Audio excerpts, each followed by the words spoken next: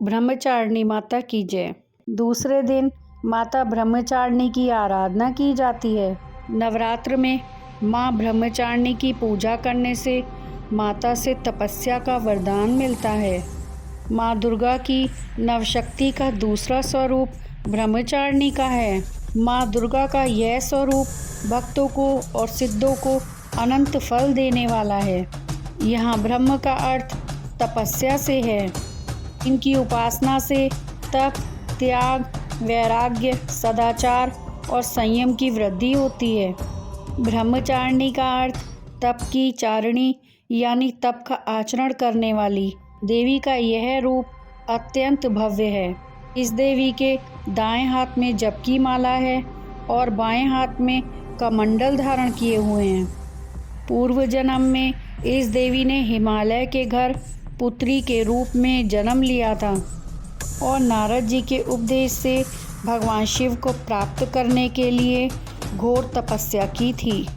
इस कठिन तपस्या के कारण इन्हें तपश्चारिणी अर्थात ब्रह्मचारिणी नाम से अभिहित किया गया। 1000 वर्ष तक इन्होंने केवल फल फूल खाकर बिताए और 100 वर्षों तक केवल जमीन पर रहकर शाक पर निर्वाह किया।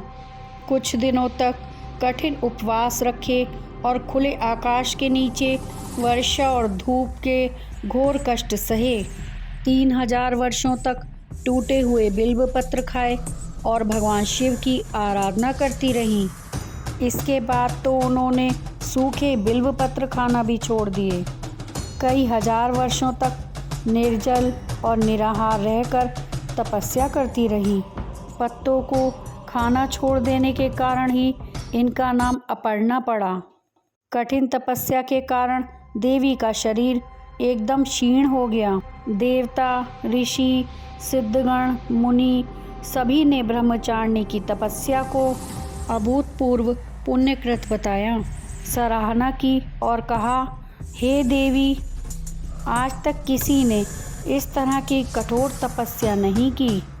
यह तुम ही से संभव थी।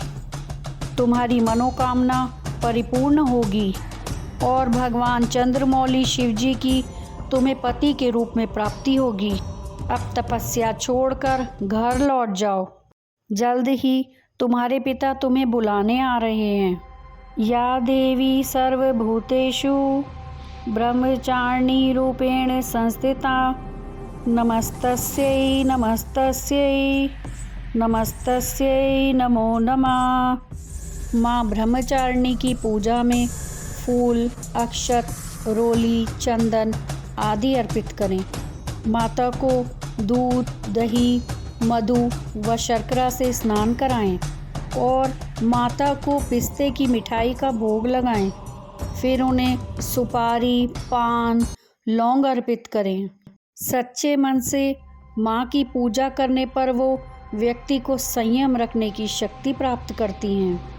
ब्रह्मचारिणी माता की जय।